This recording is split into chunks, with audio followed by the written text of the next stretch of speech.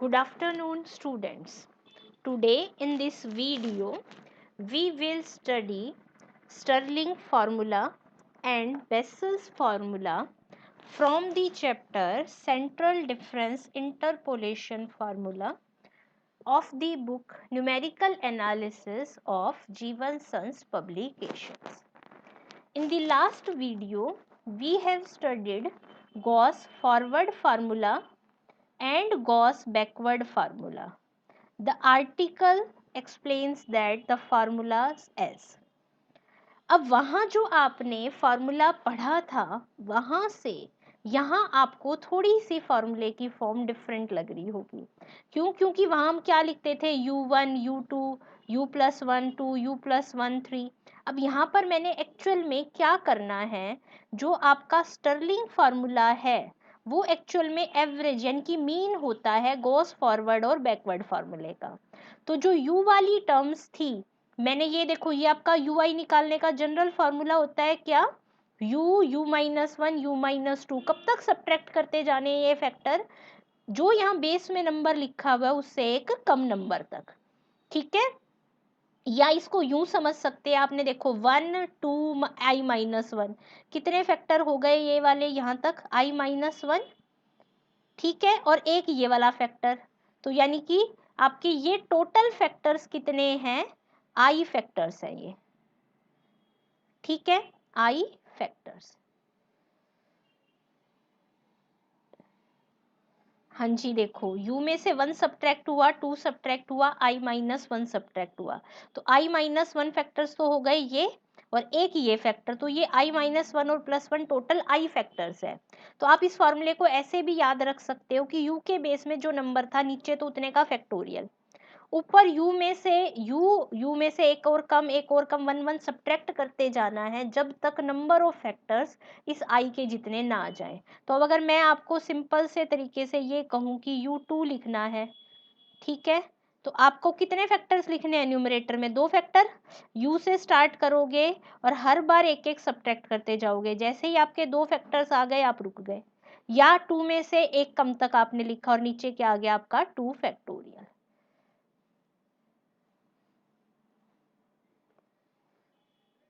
हाँ जी, तो मैंने यही किया है. यहाँ पर ये जो फार्मूला था, फर्स्ट टर्म यहाँ पर क्या था u1, 1 में तो आपने कुछ करना ही नहीं होता, फिर था u2, तो u और u-1/2 फैक्टोरियल. यहाँ था आपका u+1 3, तो u+1 एक कम करा u, एक कम करा u-1, 3 फैक्टर आ गए, आप वहीं रुक गए, नीचे 3 का फैक्टोरियल. नेक्स्ट टर्म थी u+1 4, तो u+1 एक कम किया, u एक कम किया, u-1 एक कम किया, u-2. जैसे ही 4 फैक्टर आ गए आप वहीं रुक गए, अपॉन में 4 फैक्टोरियल. सिमिलर मेथड से आपने अपना गॉस बैकवर्ड फार्मूला लिख लिया. अब मैं आपको कह रही हूं कि इन दोनों फार्मूले में आपने क्या निकालना है, मीन. मीन मतलब दोनों फार्मूले को ऐड करेंगे और 2 से डिवाइड कर देंगे. तो अब जरा ध्यान से देखो, लेफ्ट साइड पर तो क्या आएगा, yx में yx ऐड हुआ, 2x yx हो गया, 2 से डिवाइड कर दिया यानी कि yx ही आ गया. फिर y0 मैं क्या करूंगी, फर्स्ट में फर्स्ट ऐड, सेकंड में सेकंड, थर्ड में थर्ड. y0 में y0 ऐड हुआ और 2 से डिवाइड हो गया तो y0 ही रह गया. अब इसमें ये टर्म ऐड होएगी, तो जरा देखो दोनों में से क्या कॉमन आ रहा है आपका u, और ये जो डेल्टा वाली टर्म है दोनों प्लस होके डिवाइड में क्या आ जाएगा 2. थर्ड में आ जाओ, अब जरा ध्यान से देखो, फैक्टर्स आ रहे हैं ना, तो जरा ध्यान से देखें, 2 फैक्टोरियल दोनों में है कॉमन. ठीक है, यहाँ डेल्टा स्क्वायर वाली टर्म दोनों में सेम है कॉमन, और क्या सेम है आपका, और एक आपका सेम आ रहा है u. यहाँ पर भी u है और यहाँ पर भी u है, तो जो जो टर्म सेम है वो हम रख लेंगे कॉमन, जो टर्म्स बचेंगी उनको 2 ऐड करके 2 से क्या कर देंगे डिवाइड, तो क्या आ जाएगा u-1 प्लस में u+1/2. अगली टर्म पे आ जाओ, अगली में टर्म में देखोगे, अब यहाँ पर ये वाला पूरा पोर्शन आपके इस वाले पोर्शन के साथ क्या है सेम, तो ये तो कॉमन आ गया, प्लस में दोनों वैल्यू ऐड हो जाएंगी और 2 से क्या कर देंगे डिवाइड. नेक्स्ट में जरा देखो, डेल्टा 4 - 2 सेम, 4 का फैक्टोरियल दोनों में सेम, और क्या क्या सेम है जरा ध्यान से देखें, u दोनों में है, u+1 दोनों में है, u-1 दोनों में है. तो जो जो कॉमन आ रहा होगा दोनों में से हम कॉमन रख देंगे, बाद में बचा u माइनस 2 और u प्लस 2, ये दोनों ऐड हो जाएंगे और हम इन्हें क्या कर देंगे 2 से डिवाइड। हाँ जी, देखिए यहाँ पर यही सारी प्रोसेस एक्सप्लेन करी गई है, टेकिंग मीन ऑफ 1 एंड 2, जो मैंने अभी आपको टर्म्स बताई थी वैसे ही सब कुछ यहाँ पर इसने लिखा है। अब और सिंप्लीफिकेशन के लिए अब हम क्या करेंगे, यहाँ फर्स्ट टर्म में सेकंड में कुछ सिंप्लीफाई नहीं होगा, थर्ड में देखो 1 से -1 कैंसिल, u प्लस यू कितना बन गया 2u, 2 जो आएगा वो इस 2 से क्या हो जाएगा, ये एक्चुअल में क्या बन गया 2u, 2 इस u से कैंसिल हो जाएगा, 2 से u इंटू यू क्या बन गया u का स्क्वायर, अपॉन में क्या आ गया 2 का फैक्टोरियल, और ये delta 4 minus 1 as it is. यहाँ पर कुछ सिंप्लीफाई नहीं होगा, यहाँ पर जरा देखो -2 से +2 कैंसिल, क्या बन गया 2u, 2 जो है आपके इस 2 से कैंसिल हो जाएगा, u और जब ये u आपस में मल्टीप्लाई हुए तो बन गया u का स्क्वायर, u प्लस 1 और u माइनस 1 आपस में मल्टीप्लाई होकर बन गए u स्क्वायर माइनस 1। अब अगर आप, ये आपका रिक्वायर्ड स्टर्लिंग फार्मूला तो आ गया है, अब इस फार्मूले को हम ये समझते हैं कि हम याद किस ट्रिक से कर सकते हैं। बहुत कुछ स्टर्लिंग और बेसल्स फार्मूले की टेक्निक सिमिलर सी चलेगी, तो अगर आप फार्मूलों को आपस में अटैच करके या लिंक करके याद रखेंगे तो आपके लिए भी याद करना ज़्यादा इजी होगा। पहले तो ये देख लेते हैं कि u की वैल्यू अगर -1/2 से 1/2 के बीच में है, कहीं पर भी आप इस फार्मूले को यूज़ कर सकते हैं, ठीक है। तो मतलब क्या हो गया कि अभी आपने जब गॉस फॉरवर्ड फार्मूला पढ़ा था तो हमने कहा था कि u की जो वैल्यू है वो 0 से 1/2 के बीच में होनी चाहिए, ठीक है। फिर आपने जब गॉस बैकवर्ड पढ़ा था तो कहा था कि u की वैल्यू -1/2 से 0 के बीच में होनी चाहिए, तो यानी कि 0 से 1/2 के बीच में गॉस फॉरवर्ड और स्टर्लिंग दोनों यूज़ कर सकते हैं, -1/2 के बीच में गॉस बैकवर्ड और स्टर्लिंग दोनों यूज़ कर सकते हैं। तो अगर क्वेश्चन में मेंशन नहीं होगा तो बेटर ये है कि स्टर्लिंग के कंपैरिजन में जो भी आपका सुटेबल हो आप गोस फॉरवर्ड और बैकवर्ड फार्मूला को ज़्यादा प्रेफरेंस दो, क्योंकि स्टर्लिंग और बेसल से ये दोनों फार्मूले कंपैरिजन में ज़्यादा सिंपल है। अब इस फार्मूले को आप याद कैसे करेंगे, अब ध्यान से समझिए हमने क्या करना है। हाँ जी, अब ज़रा ध्यान से देखो, तो जो ऑड डेल्टा की पावर जिनमें ऑड नंबर लिखी हुई हैं उन टर्म्स को लिखने का मेथड और जो आपकी इवन टर्म्स वाली हैं उनका मेथड डिफरेंट चल रहा है। जब भी डेल्टा की पावर इवन आ रही है तो डेल्टा वाली एक टर्म है, जब भी डेल्टा की पावर ऑड आ रही है तो डेल्टा वाली टर्म्स दो हैं, ठीक है। तो अब ज़रा ध्यान से हम एक बार इसको समझने की कोशिश करते हैं। पहली टर्म में क्या आया y0, अब ऑड आ गई तो टर्म्स आनी थी आपकी दो, तो एक तो वही डेल्टा y0, दूसरी डेल्टा की y में से एक कम, और अपॉन में क्या आ गया 2। फिर नेक्स्ट में डेल्टा की एक टर्म आनी है, यहाँ डेल्टा की 1 है तो वहाँ डेल्टा का स्क्वायर हो गया, डेल्टा की बेस क्या थी आपके पास -1, ठीक है। फिर अब नेक्स्ट में डेल्टा की कितनी टर्म्स आनी है, दो, क्योंकि ऑड वाली आएंगी, तो डेल्टा 3y-1 तो आया ही, अगली उससे एक कम करके सबस्क्रिप्ट और अपॉन में 2। अब नेक्स्ट में डेल्टा की कितनी पावर आनी है, एक, यानी कि डेल्टा की पावर कितनी हो गई 4 और y के बेस में -2, ठीक है। अब हम समझने की कोशिश करते हैं, यहाँ पर डेल्टा की 1 है तो कुछ भी नहीं है, तो 1 फैक्टोरियल तो है ही आपका, डेल्टा की पावर 2 है तो 2 फैक्टोरियल, डेल्टा की 3 है तो 3 फैक्टोरियल, डेल्टा की 4 है तो 4 फैक्टोरियल, ठीक है। ऑड वाले में u की पावर 1 थी, इवन वाले में u की पावर 2 थी, ठीक है। फिर क्या करेंगे, अब ऑड वाले में u तो एज इट इज लिखा, u स्क्वायर -1 लिख दिया, इवन वाले में u square as it is लिखा, u स्क्वायर -1 लिख दिया। सिमिलर टेक्निक से आप नेक्स्ट 2 टर्म्स खुद लिखेंगे, और अगर आपको कोई भी डाउट हुआ, प्रॉब्लम हुआ तो हम उसे बाद में डिस्कस करेंगे। दोबारा से रिपीट कर रही हूँ, क्या करना है, डेल्टा की जब ऑड पावर आ रही है तो आपकी 2 टर्म्स आनी है, जो भी डेल्टा की 2 टर्म्स लिखोगे तो उनमें एक में सबस्क्रिप्ट, तो डेल्टा की जब 2 टर्म्स आएंगी तो दोनों प्लस होके अपॉन में 2 आएगा। डेल्टा की जब 2 टर्म्स लिखनी है तो आपने डेल्टा का जो y का जो बेस है, एक तो पिछली टर्म वाला यूज कर लेना है, जैसे कि मैंने यहाँ 0 यूज किया, और दूसरा बेस उससे कम यूज करना है। फिर जब इवन लिखेंगे तो एक सिंगल टर्म लिखेंगे और जो आपका लास्ट बेस होगा वही लिख देंगे। फिर जब ऑड आई तो 2 टर्म लिखनी थी, तो एक -1 लिखी, दूसरी उससे एक कम -2। जब सिंगल आई तो एक -2 ही।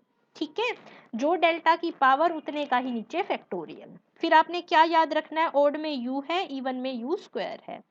ऑड में क्या ऐड हुआ, u के साथ u स्क्वायर -1, जो ऑड में ऐड करा वही u स्क्वायर के साथ इवन में ऐड कर दिया। तो अभी मैं तुम्हें जनरल सिंपल बोल के ही बता रही हूँ।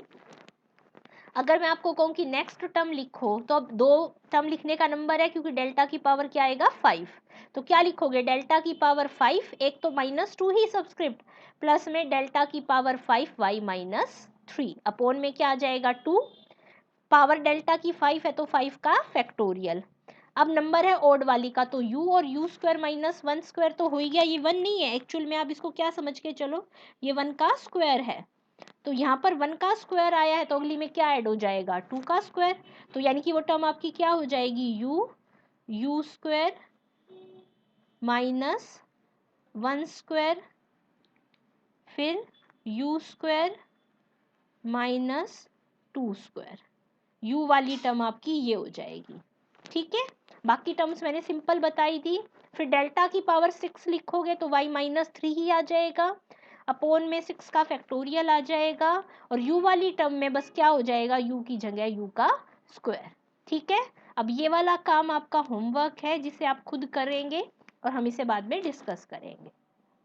नेक्स्ट जो आपका आर्टिकल है वो है आपका बेसल्स फॉर्मूला।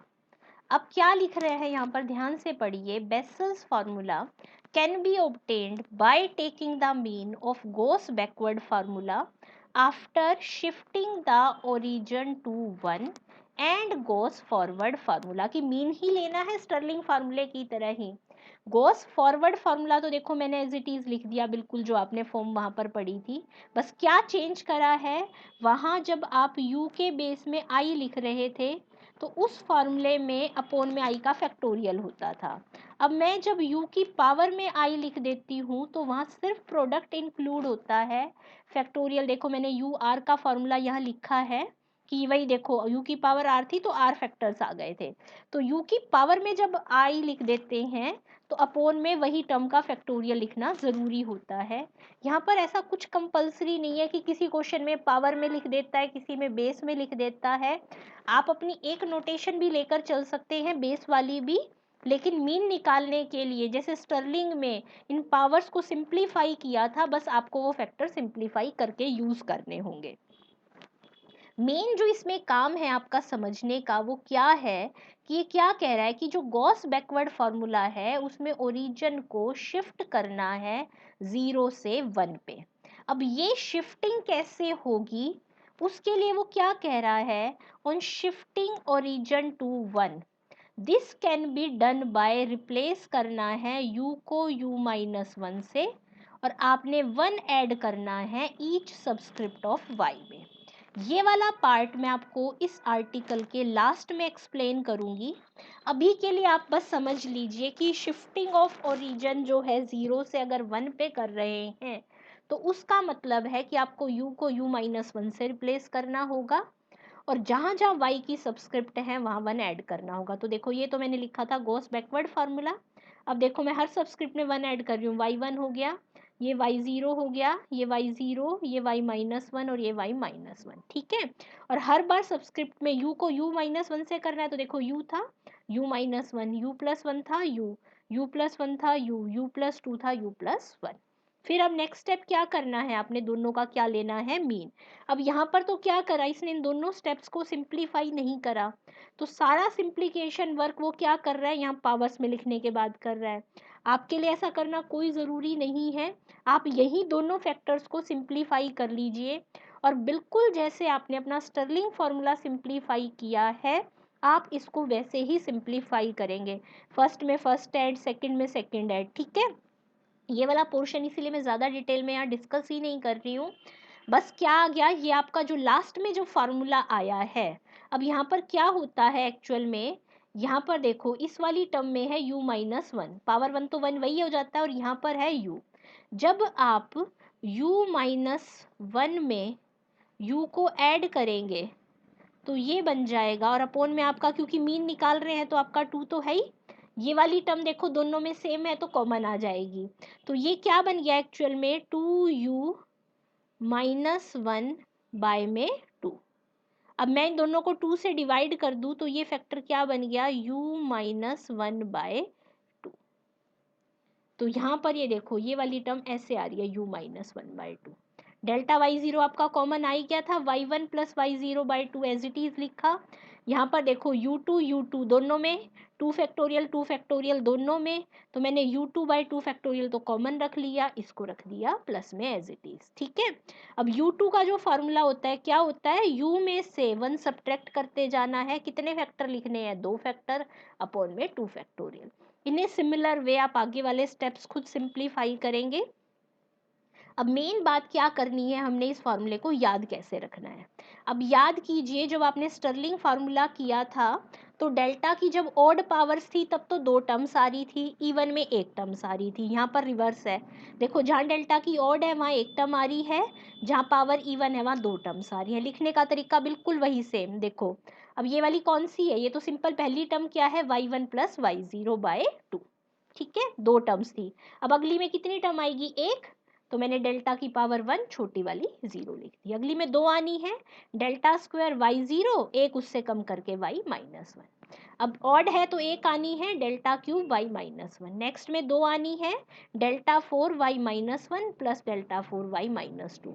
अब अगली नेक्स्ट में आपको लिखने के लिए अगर कहूँ तो क्या बन जाएगी, delta five Y minus two. ठीक है, और ऐसे अगली अगर आपको लिखने के लिए कहा जाए तो उसमें आ जाएंगे delta six Y minus two plus में delta six Y minus three. हाँ जी, तो नेक्स्ट टर्म अगली आएगी delta five Y minus two, फिर नेक्स्ट में फिर 2 आएंगे तो डेल्टा सिक्स, एक तो माइनस टू एक माइनस थ्री और बाय में 2। ठीक है, फिर जितनी डेल्टा की पावर है उतने का ही फैक्टोरियल, यहाँ कुछ भी नहीं है तो एक्चुअल में 1 फैक्टोरियल तो है ही ना आपका। एक सेकेंड, इसको दोबारा से लिख देते हैं कि यहाँ पर क्या है, ये आपका अपोन में 1 का फैक्टोरियल। ठीक है, यहाँ 2 फैक्टोरियल आ गया, यहाँ 3, यहाँ 4, यहाँ इसके साथ 5 आ जाएगा, यहाँ इसके साथ 6 आ जाएगा। ठीक है, अब बात करते हैं वहाँ क्या था, ओड में u आ रहा था, इवन में u का स्क्वायर आ रहा था। यहाँ पर ओड में u minus one by two आ रहा है, इवन में u और u माइनस वन आ रहा है। ठीक है, अब कैसे लिखेंगे अगली टर्म, देखो u minus one by two as it is, और जो आपने पिछले में लिखे थे वही दोनों फैक्टर यहाँ एज इट इज। ठीक है, अब अगले में अगली टर्म तो मुझे ऑड की ऑड से लिखनी है, इवन की इवन से, ये दोनों फैक्टर एज इट इज लिखे, एक फैक्टर इससे पहले वाला और एक इससे बाद वाला। तो u माइनस वन से छोटा u माइनस टू हो गया, u से बड़ा u प्लस वन हो गया। तो अगर अगली टर्म में लिखूंगी तो क्या हो जाएगा एक्चुअल में आपका, u माइनस टू तो सभी में आना ही है ना ऑड में, ये आ जाएगा और ये वाले सारे टर्म्स आ जाएंगी मल्टीप्लाई में। ठीक है, ऑड वाला बन गया, और इवन वाला जब लिखना होगा तो क्या आएगा, u प्लस वन तो आएगा, u प्लस वन। हाँ जी, देखिए अब अगर मैं डेल्टा की 6 का कोफिशिएंट लिखूंगी तो ये वाली तो सारी टर्म्स एज इट इज लिख दी मैंने, एक इससे छोटा फैक्टर और एक इससे बड़ा फैक्टर, 6 फैक्टर आगे, अपोन में वही आपका क्या आ जाएगा, 6 का फैक्टोरियल। ठीक है, और डेल्टा की 5 में क्या आ जाएगा, एक तो यही वाली term u minus one by to, और एक आपकी ये वाली सारी टर्म्स पिछले की जो भी इवन में आएंगी लिखेंगे, अपोन में 3 का क्या लिख दोगे आप, फैक्टोरियल।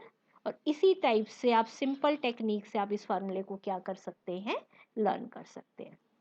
अब हम बात ये और कर लेते हैं साथ में ही कि ये फार्मूला सबसे ज़्यादा सूटेबल कब है यूज़ करने के लिए।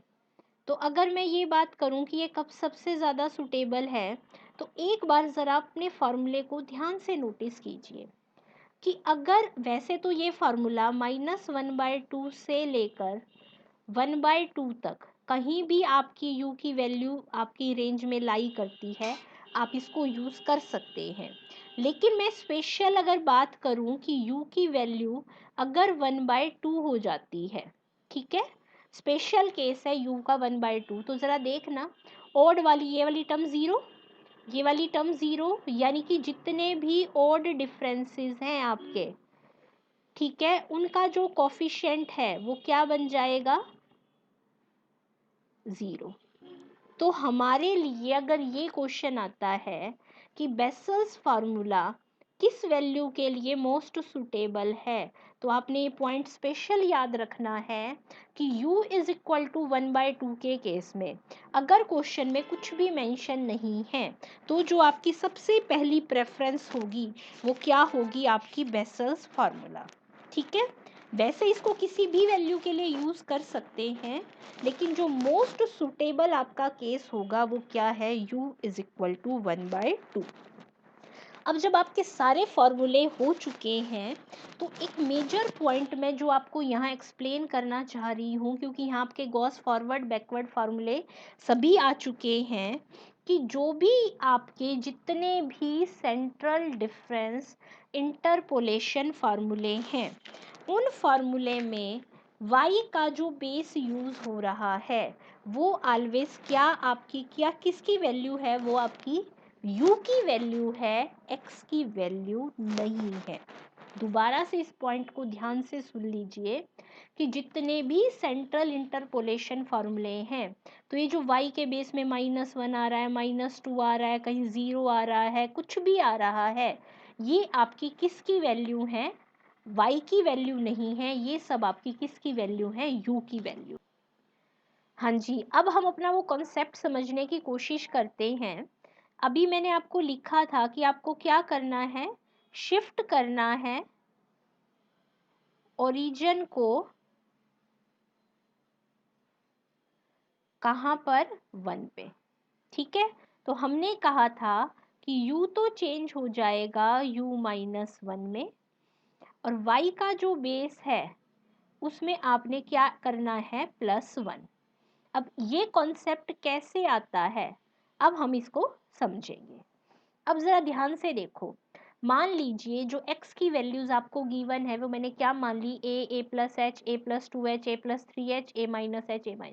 एक्चुअल में देखो मुझे इक्वल इंटरवल पर वैल्यूज़ लेनी थी ना, यहाँ पर एग्जैक्टली ऐसा ही चूज करना जरूरी नहीं है, आप इसको ऐसे भी मान सकते हो, यहाँ मैं a ले लूँ, यहाँ a+h, a+2h, a+3h, a+4h, ऐसे भी चूज कर सकते हैं। मैंने यहाँ एक्चुअल में a क्यों यूज करा है कि जब आप इस आर्टिकल से रिलेटेड क्वेश्चन सॉल्व करना स्टार्ट करेंगे, तो आपने हर क्वेश्चन में एक u वाला कॉलम बनाना है।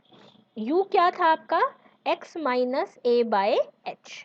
ठीक है, x क्या होता था, जिस पॉइंट पर आपको वैल्यू कैलकुलेट करनी है।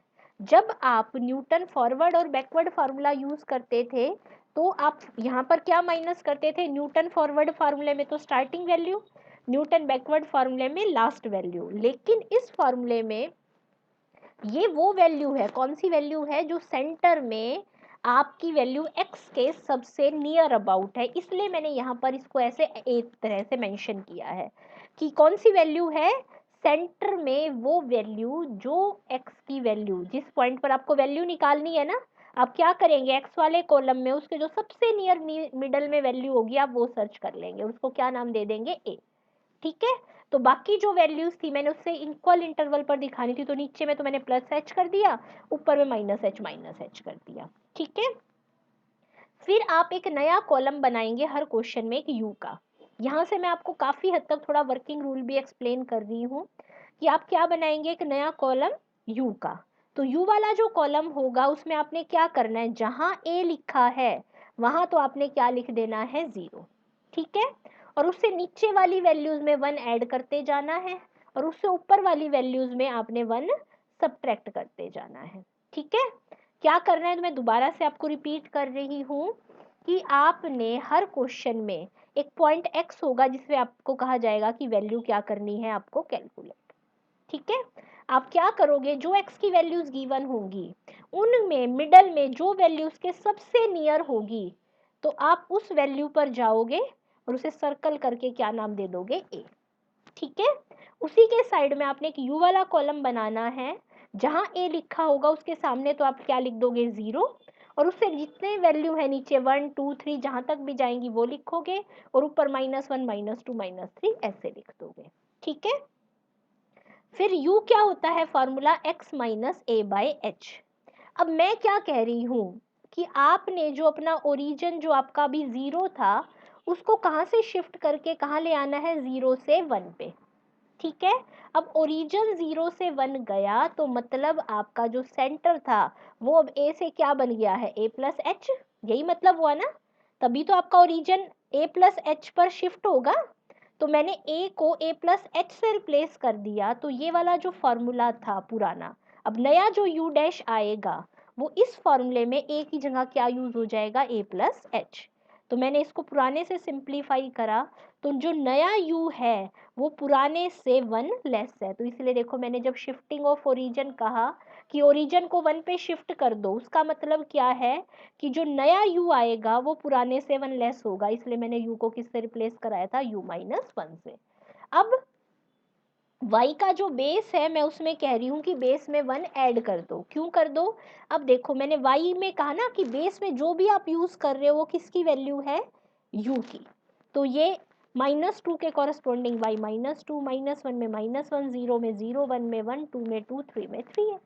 अब मैंने क्या करा, ओरिजिन अब ये वाला बन गया, तो अब जो नया y है ये अब नया आपका क्या बन गया, y0, जो कि क्या था पहले, y1 था। अब ये क्या बन जाएगा, y1, तो मतलब जो अब नया y0 है वो पहले आपका क्या था एक्चुअल में, y1। तो उस पर जाने के लिए अब आपको क्या करना पड़ेगा, बेस में हर जगह 1 ऐड। तो शिफ्टिंग ऑफ ओरिजिन का जो आपने ज्योमेट्री में मीनिंग पढ़ा हुआ है, उसे यहाँ न्यूमेरिकल में हम कैसे यूज करते हैं, मैंने आपको वो एक्सप्लेन कर दिया कि उसके लिए हमें क्या करना पड़ेगा, u को तो u माइनस 1 से रिप्लेस करना पड़ेगा, और y के बेस में आपको 1 को क्या करना पड़ेगा, ऐड। हाँ जी, अब लास्ट में सारे फॉर्मूले आपके हो गए हैं। अब हमें समझना है कि क्या प्रोसेस यूज़ करेंगे इन फॉर्मूलों को अपने क्वेश्चन में अप्लाई करने के लिए।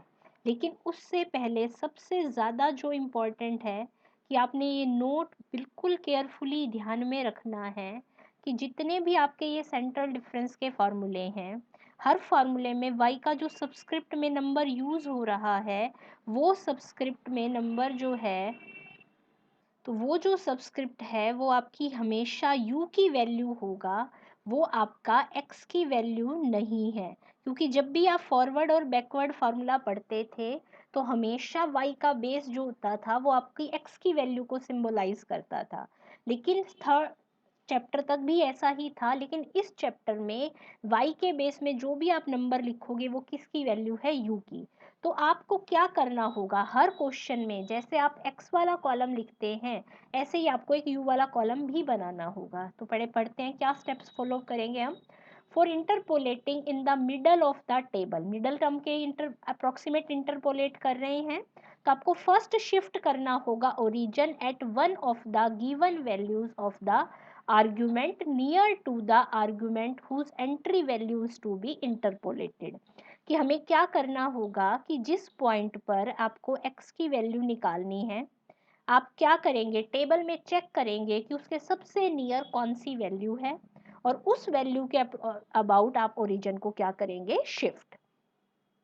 अगर आपने मान लिया कि a वैल्यू जो है उसके सबसे नियर है तो वो आपका ओरिजिन हो गया, h आपका इंटरवल ऑफ डिफरेंसिंग है, तो आपको u निकालने का फार्मूला क्या हो गया, x minus A by H. अब a क्या है, जो आपकी a है, जो आपकी टेबल में नियर है सबसे ज़्यादा किसके, x के। ठीक है, अब अपना u निकालेंगे, x आपका वो पॉइंट जिस पर आपको वैल्यू निकालनी है, a टेबल में जो उसके सबसे मिडल में नियर है, और आपका h जो है इंटरवल ऑफ डिफरेंसिंग है। फिर आपका u आ जाएगा, y का जो कॉलम होगा उस कॉलम के कॉरेस्पॉन्डिंग फॉरवर्ड डिफरेंस टेबल आप बिल्कुल वैसे ही बनाएंगे जैसे आप फर्स्ट और सेकंड चैप्टर में बनाते थे। फॉरवर्ड डिफरेंस टेबल में डेल्टा की जितनी भी पावर तक आपकी वैल्यूज आएंगी, फार्मूला आपने चारों फार्मूले को डेल्टा की उतनी ही पावर तक क्या लिखना है, सॉल्व करना है और वैल्यूज निकालनी है। एक बार जरा शिफ्टिंग ऑफ ओरिजिन को मैं थोड़ा सा आपको यहाँ एक्सप्लेन कर रही हूँ। मान लो x की वैल्यू 25, 30, 35, 40, 45, 50 ऐसे गिवन थी। मैंने आपको कहा कि x की वैल्यू 38 पॉइंट पर निकालो, तो जरा ध्यान से देखो सबसे नियर पॉइंट कौन सा है, 40। तो मैंने जो u का कॉलम बनाना है वो कैसे बनाना है, उस 40 को मैंने मान लिया a, तो 40 के सामने तो मैंने क्या लिख दिया, 0। उससे नीचे 1 2 जहाँ तक आए और ऊपर -1 -2 -3 -4 जहाँ तक जाए, ठीक है। तो अब अगर मैं आपको इस क्वेश्चन में u कैलकुलेट करने के लिए कहूँ तो x क्या है आपका 38, a क्या है आपका 40 और h की वैल्यू कितनी है 5। ऐसे आप कैलकुलेट करेंगे और सॉल्व करेंगे। अब आपने फार्मूले की दोनों वीडियो अच्छे से देखनी है और वर्किंग रूल प्रॉपरली रीड कर लेने हैं, ताकि आप नेक्स्ट वीडियो जो आपके न्यूमेरिकल क्वेश्चंस पर बेस्ड है आप उसको अच्छे से समझ सके। Thank you.